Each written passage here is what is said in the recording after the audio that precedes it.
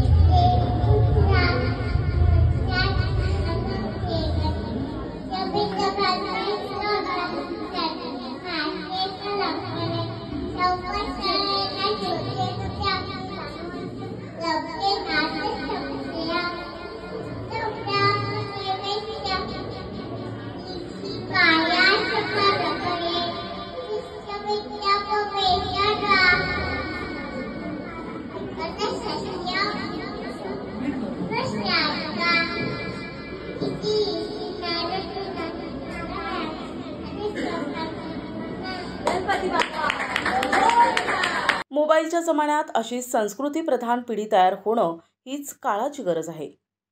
Disha news bureau, Nashik.